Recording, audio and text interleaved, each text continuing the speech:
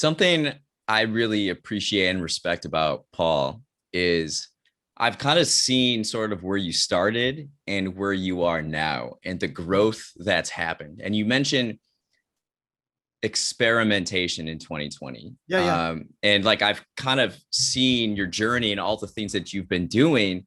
And it's cool to see someone who understands this fundamental thing, which I think you do, that in the 21st century, the tools available at our fingertips are incredibly powerful, and we haven't had this opportunity in like human existence.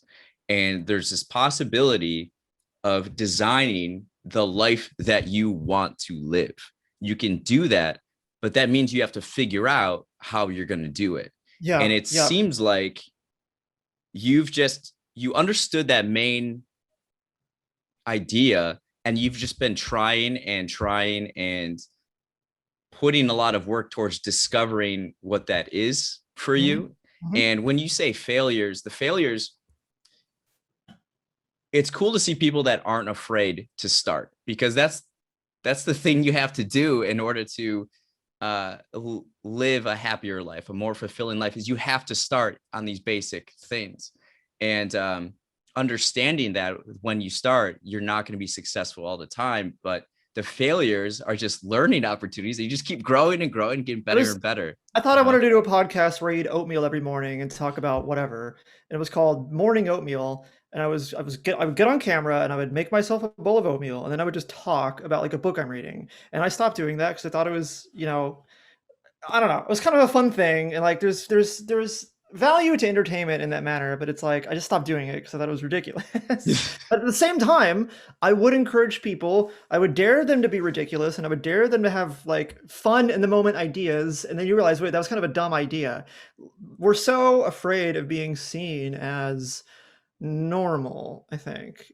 Now, it depends on who you are, of course.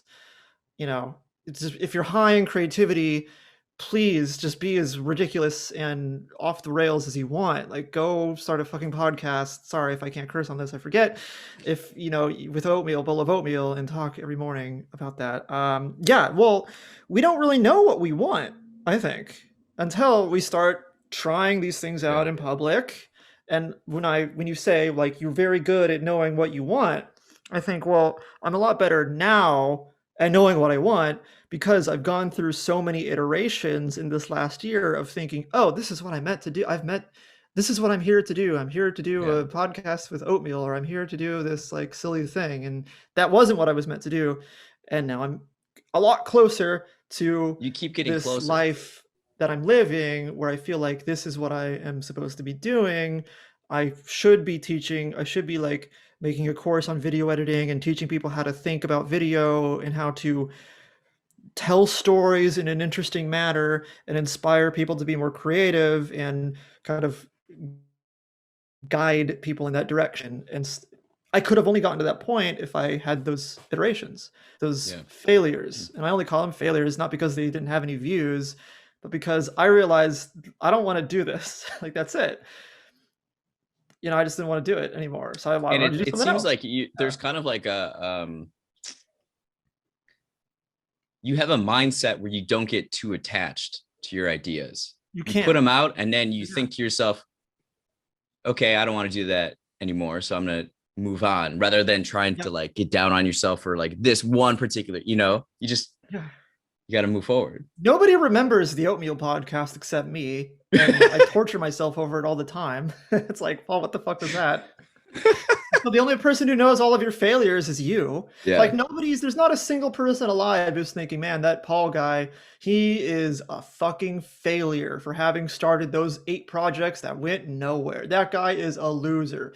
The only person who might ever think that for 2 seconds is me. And Yeah. like, if it's me, I can handle it because it's not like Yeah. 100 people are thinking that. But that's the fear of being ridiculous, of just of putting yourself out there and just start like pick anything, just start something, and then it'll force you to get better at something. Yeah. Doing these podcasts has forced me to get better at speaking contemporaneously and speaking spontaneously and marketing of the podcast and making clips, the course thing that I did forced me to really take my skills as a video editor into a wild direction because I had to teach and I had to edit the videos at the same time.